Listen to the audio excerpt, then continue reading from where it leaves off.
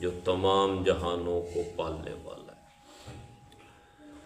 اب الحمدللہ کے بعد رب العالمین آتا ہے۔ رب کہتے ہیں مالک، رب کہتے ہیں پرورش کرنے والا، رب کہتے ہیں تربیت کرنے والا، اور یہ اللہ کے لیے خاص ہے۔ اللہ کے علاوہ کسی اور کو رب کہنا جائز نہیں۔ جب اللہ تعالیٰ نے انسان کو پیدا کرنا تھا تو عالم ارواح یعنی جہاں سارے انسانوں کی روحیں جمع تھیں، وہاں اللہ تعالیٰ نے ہر انسان سے ایک سوال کیا، یعنی مجھ سے بھی وہ سوال کیا اور آپ سے بھی وہ سوال کیا۔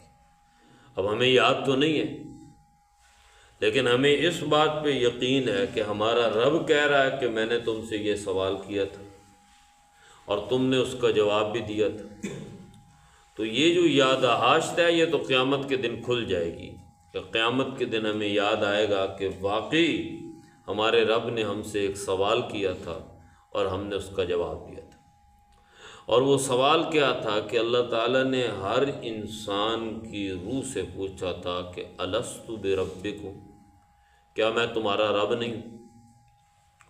تو ہم میں سے ہر ایک نے، وہ چاہے کوئی کافر ہے یا مسلمان ہے، کافر بھی جو ہوتا ہے وہ کل مولود علی فطرت الاسلام، کافر اسلام کی فطرت پہ پیدا ہوتا ہے، پھر اس کا ماحول اس کو کافر بنا دیتا ہے۔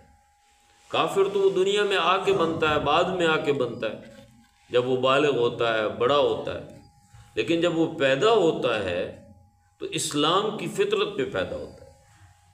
تو اللہ تعالیٰ نے ہر انسان سے یہ سوال کیا الست بربکم، کیا میں تمہارا رب نہیں ہوں؟ تو قرآن کریم کہتا ہے کہ ہر انسان نے یہ کہا کہ قالوا بلا، کیوں نہیں، اللہ تو ہی ہمارا رب، تیرے سوا ہمارا کوئی رب نہیں۔ مطلب یہ ہے کہ وہاں ہم نے یہ اقرار کیا تھا کہ اللہ نے کہا تھا کیا میں تمہارا مالک ہوں یا نہیں، اور ہم نے اللہ سے کہا کہ اللہ تیرے سوا کوئی ہمارا مالک نہیں۔ اور قرآن نے بڑی دلچسپ بات کی ہے کہ جب تم نے یہ کہا تھا کہ اللہ تیرے سوا کوئی مالک نہیں ہے، تو ہی ہمارا رب ہے، این تذہبون، تو تم جا کہاں رہے ہو؟ مجھے چھوڑ کے تم جا کہاں رہے ہو؟ بھئی میرا تمہارے ساتھ ایک وعدہ ہوا تھا۔ اب جو مالک ہوتا ہے غلام اس کا پابند ہوتا ہے۔ اب وہ غلام جس نے یہ تسلیم کر لیا ہے کہ یہ میرا مالک ہے، اب اس مالک کی مرضی کے بغیر، مرضی کے علاوہ کوئی قدم بھی وہ غلام اٹھائے گا تو وہ غلام باغی ہے، وہ سرکش ہے۔ یا تو وہ کہہ دیتا ہے نا کہ میں تجھے رب مانتا ہی نہیں ہوں، میں تجھے مالک مانتا ہی نہیں ہوں۔ عالم ارواح میں مالک مان کے آیا ہے، اور پھر دنیا کے اندر آ کے نہ جانے اس نے کتنے مالک بنا لیے، کتنے خدا بنا لیے، کتنے رب بنا لیے۔ تو اس لیے رب العالمین کہ وہ تمہارا رب ہے، تمہارا رب ہے، اس کو تسلیم کرو۔ پھر رب کہتے ہیں پرورش کرنے والا، تربیت کرنے والا، کہ کسی بھی انسان کو وہ کامل درجے تک پہنچائے۔ مثال کے طور پہ ایک بچہ ہے، وہ جب پیدا ہوتا ہے تو اس کو کھانے کا طریقہ نہیں آتا، کھانا بھی چاہے تو نہیں کھا سکتا، وہ معصوم ہے، تو اس نے دودھ پینا ہے تو ماں اس کو دودھ مہیا کرتی ہے۔ اب یہ تو نہیں ہو کہتی ماں کہ دودھ میرے پاس نہیں ہے تو میں تمہیں روٹی کھلاؤں گی۔ اب 2 دن کا بچہ، 1 سال کا بچہ، وہ تو کوئی چیز نہیں کھا سکتا، نہ کھچڑی کھا سکتا ہے، نہ دلیا کھا سکتا ہے، اس نے دودھ ہی پینا ہے۔ تو اب دودھ پہ اہتمام کیا جائے گا، کسی جانور کا دودھ استعمال کیا جائے گا، یا ڈبے کا دودھ استعمال کیا جائے گا، یا ماں کا اپنا دودھ استعمال کیا جائے گا۔ لیکن جب وہ 2-2.5 سال کی عمر کو پہنچ جاتا ہے تو اب اس کو مزید غذا چاہیے، اب وہ اس قابل ہو گیا ہے کہ کھچڑی کھا لے، دلیا کھا لے، تو اب ماں اس کے لیے کھچڑی اور دلیے کا اہتمام کرتی ہے۔ گوشت وہ نہیں کھا سکتا، چاول وہ نہیں کھا سکتا، ابھی بچہ ہے۔ پھر وہ جب 4-5 سال کا پہنچتا ہے تو پھر اس کی غذا بدل جاتی ہے، اب وہ گوشت بھی کھائے گا، اب وہ چاول بھی کھائے گا، اب وہ پھل فروٹ بھی کھائے گا۔ تو رب اسی چیز کا نام ہے، رب اسی کو کہتے ہیں کہ انسان کو اس کی ضرورت کے مطابق چیزیں مہیا کرنا ہو۔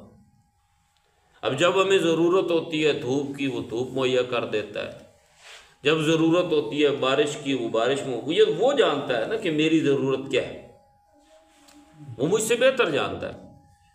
اب مثال کے طور پہ آج کل بارش نہیں ہو رہی، تو میں یہ کہہ رہا ہوں کہ بارش ہونی چاہیے، وہ جانتا ہے کہ آج کے موسم میں بارش بہتر نہیں ہے، یہ وہ بہتر جانتا ہے۔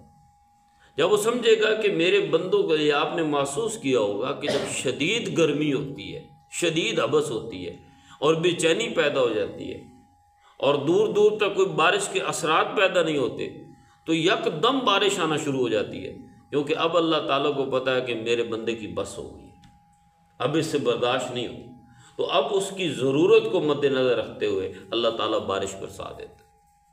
تو انسان کی ضروریات کو پورا کرتا ہو اس کو رب کہتے ہیں، اس کی پرورش کرتا ہو اس کو رب کہتا ہے، تربیت کرتا ہو اس کو رب کہتا ہے۔ اب چھوٹا بچہ ہے، اس کو پتہ ہے کہ یہ میری ماں ہے، وہ ماں کے علاوہ کسی کا ہاں دودھ نہیں پیے گا۔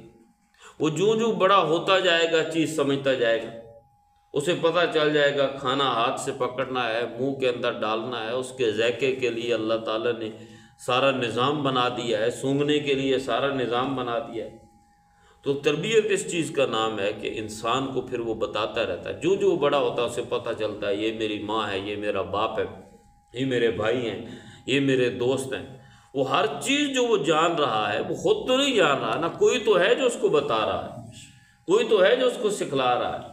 کہیں اس نے ماں دے دی ہے جو دودھ پلا رہی ہے، کہیں اس نے باپ دے دیا ہے جو اس کے لیے کما کے لا رہا ہے، کہیں اسے محبت کرنے والے بھائی دے دیے ہیں، شفقت کرنے والی بہنیں دے دی ہیں۔ تو رب اس کو کہتے ہیں کہ جو انسان کی ضروریات کو پورا کرتا ہو۔ تو فرمایا الحمدللہ رب العالمین، ساری تعریفیں اللہ کے لیے جو سارے جہانوں کا پالنے والا ہے، مالک ہے۔ اللہ قرآن کو سمجھنے کی توفیق عطا فرمائے۔